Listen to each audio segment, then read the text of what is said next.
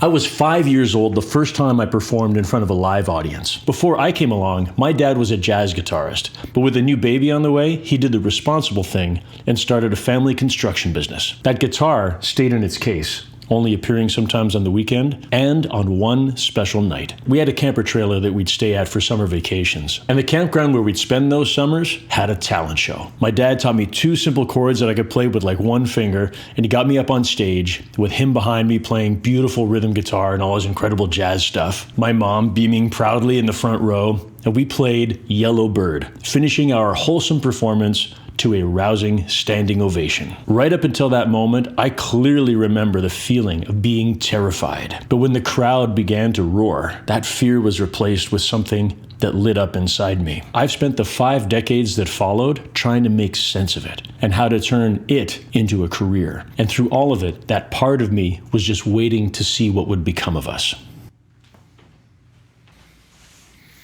When I was growing up, my dad had this beautiful Ovation acoustic guitar. I still have it. It's right over there.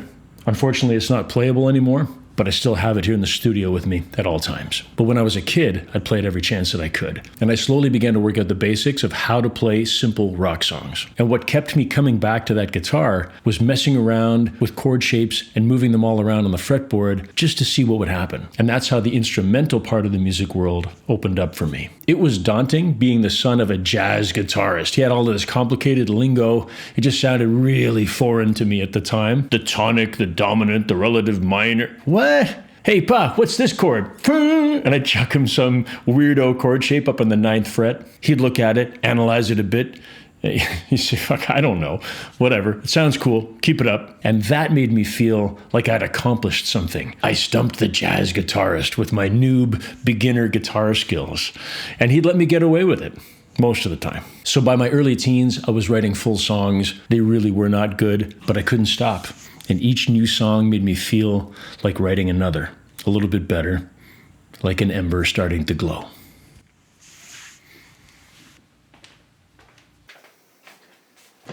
So all of that messing around with dissonant chords and learning my version of the musical building blocks, it was all starting to take shape. And that began transforming the music in my head into something more deliberate. And in my early 20s, I wrote something that I still consider to be one of the most important things that I've ever created. It's an instrumental piece from the singer, kind of a Baroque feel, which is also kind of weird. Not sure where that influence came from, but I've yet to create its equal, at least in my mind anyway.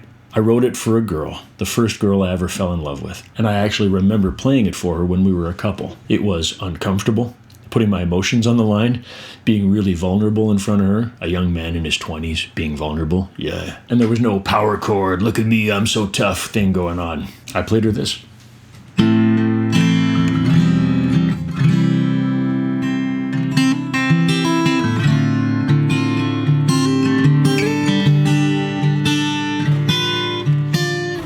It was the first time that I'd ever written music that felt like it transcended me, and I was playing it for someone for whom I had a love that transcended both of us. She liked it, and in the moments where I was able to turn away from my playing to check out her reaction, she seemed at first amused, and then shortly after that, touched, and then, in love.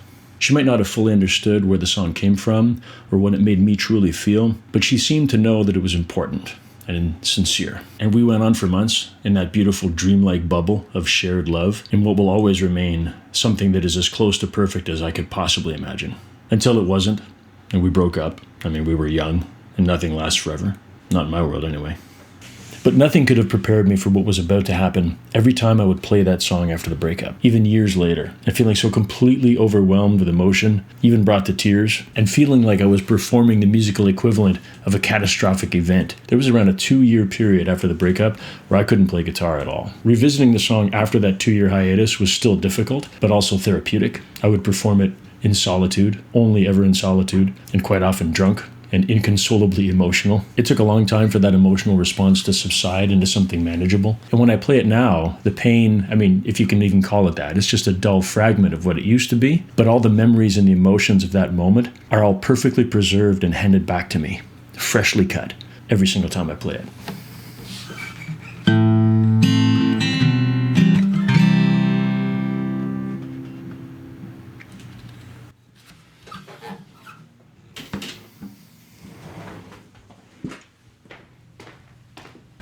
Recovering from heartbreak became motivation to get out there and see what the world had to offer. It was time to start a band. My first real band was a blues lineup called Freeway Jam. I was young, I had a great big voice, and we played the kind of questionable places of ill repute where you don't bring your girlfriend, you don't bring any friends, and you feel lucky to get out unscathed. East End bars and biker hangouts, places where the crowd came for cheap beer, who knows what else, loud music, you'd play your ass off, and they like it, and I loved every minute of it.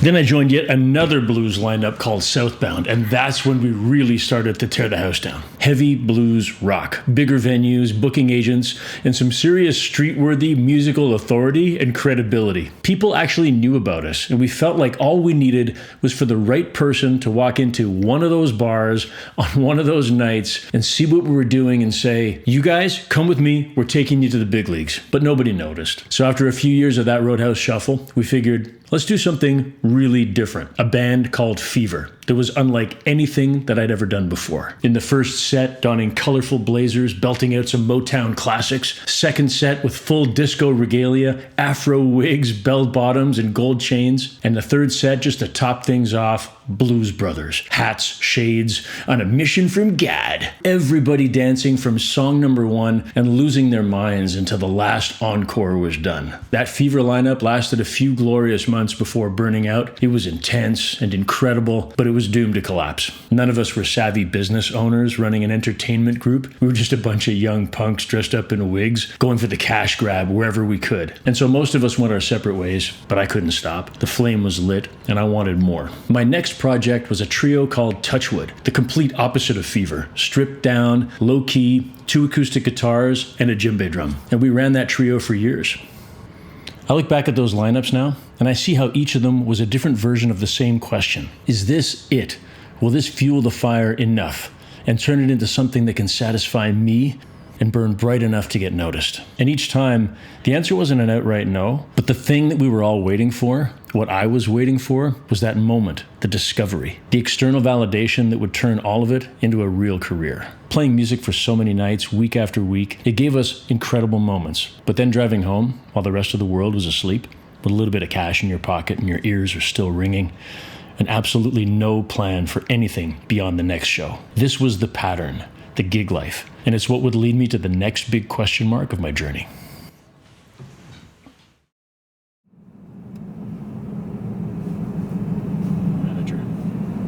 Gig life had kind of run its course for me. I was in my 30s and I was kind of feeling old. It's weird in my 50s now saying that, but at the time it was real. You know, I felt like my age was catching up with me. I wanted things. I wanted a home. I wanted something, anything that I could be proud of. So many voices back then saying, "Hey, you still doing that music thing, Tebo?"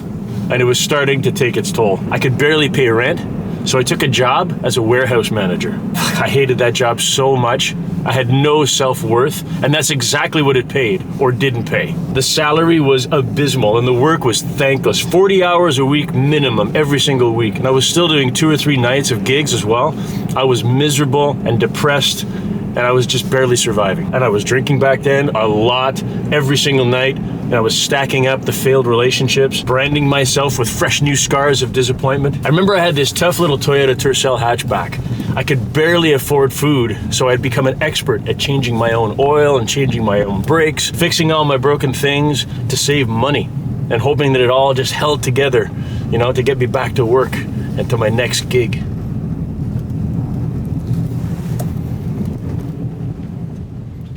Every lunch break that I could manage to spare enough time from that crappy warehouse job, I would race home in that little Tercel, run through the door, launch myself behind the drums, and just play so loud, so heavy. I wasn't even a drummer, but I just needed to let it out. There was a fire inside me, but it was dying. I was drowning it in booze, short bursts of whiskey flame on the weekends, but I knew the fire was going out. Everything I couldn't fix in my personal life, everything I was failing at, it was all coming out through the drums. 30 minutes to the second of percussive therapy with just enough time to get back to the warehouse, back to pretending that that was my life.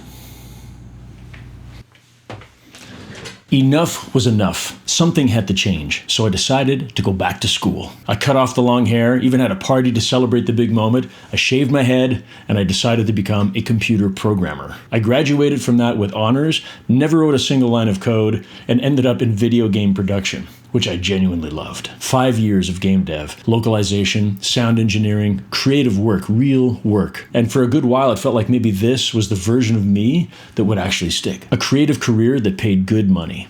But I loved it so much that after 5 years of going full tilt, I burned out.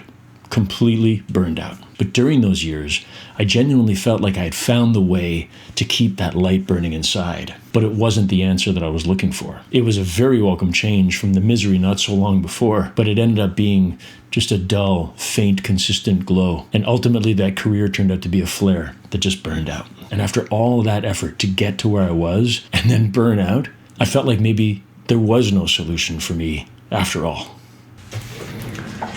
I spent some time recovering from that burnout, and I began writing some of the best songs of my entire life. They just happened. They came to me naturally. They felt like they were somehow already made, and they just needed patience to take form. Patience that I only had because the burnout forced me to stop and take a good long moment to listen, breathe, be still, even meditative. Not by choice, but by survival. And for once, nobody could argue against it. This was a man overworked and completely done, with nothing left to give, except the occasional introspective song. Unemployment really doesn't pay so well, and sadly reality began creeping back into view, so I did the only thing that I felt I had left to choose. I did what my dad would have done, and I got the safe job. Systems administrator for a large organization. Good salary, benefits, pension, the whole package, and I told myself that this was going to be the right thing. I got married, I had kids, and I chose to douse and extinguish the fire once and for all, and live a life that completely disregarded whatever spark might still be inside me. If I couldn't feed it what it needed to survive, at least I could snuff it out and pretend that it never existed in the first place. And I sat in a corporate chair in a small office for 13 years. The cold, crippling emptiness had me wonder if I was even really still alive.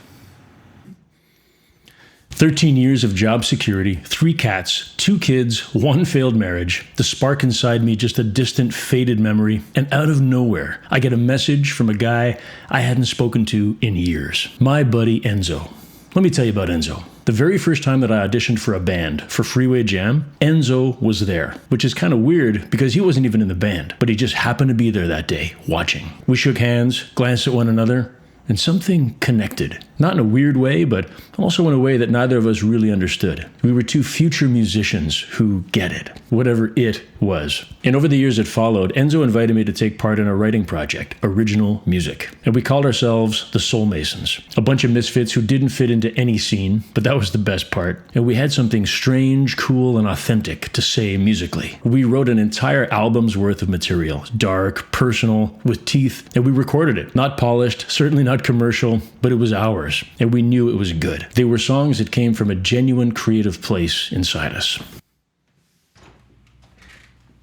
Shortly after the album was complete, Enzo and I had a falling out. And it was just foolish ego on both of our parts. Neither of us really knew why, and it probably could have been fixed with a phone call, but we didn't. And the Soul Masons went their separate ways. And that incredible album just stayed in a drawer collecting dust for years, waiting for a couple of stubborn young guys to grow up.